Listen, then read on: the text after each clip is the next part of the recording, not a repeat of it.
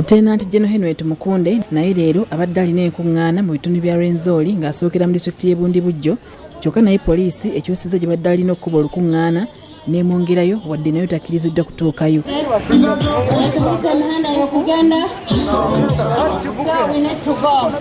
Olw'okwekalakaasa okubadde ebitundu by'eggwanga eby'enjawulo, ono nasizeewo okuggyamu enta n'ategeeza nga bwabivuddemu ebyokunoonya akalulu si kufujja eri bakolwako.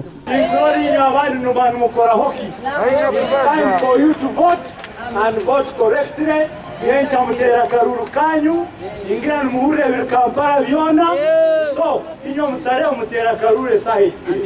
Tumukunde agambye nti abeesimbyewo okuvuganya Museveni balowooza kuzira akalulu bwe kibanga tebakyasobola kubaliko osinkana abantu abatono ng'akakiiko k'ebyokulonda bwe kalagira.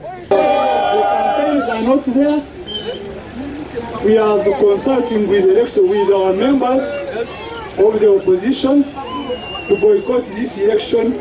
And this conversation is going on. Yes, we are going to boycott this election because there's, imagine, one stop point, even you can't reach it. So that's the point.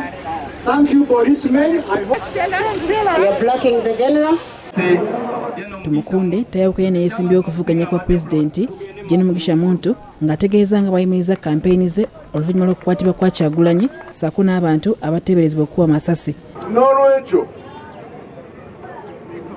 katusabe oba bano ebintu bye bakoze nga tebamanye ekigenda kuvaamu kati bakirabye abantu bafudde katusube tebagenda kuzza ebigere emabega.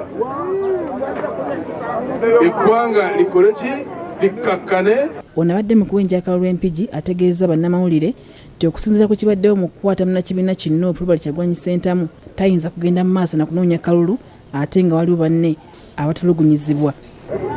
N'olwekyo olwaleero kibadde kyanaku okulaba nti stop over eno gye tukoze etuuse ate nga kuliko ebizibu ebiri mu ki ebiri mu ggwanga.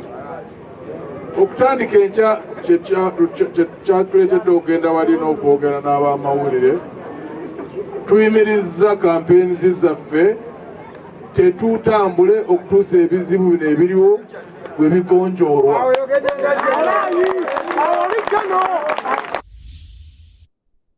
Kyusa obufune tugenda mu kkooti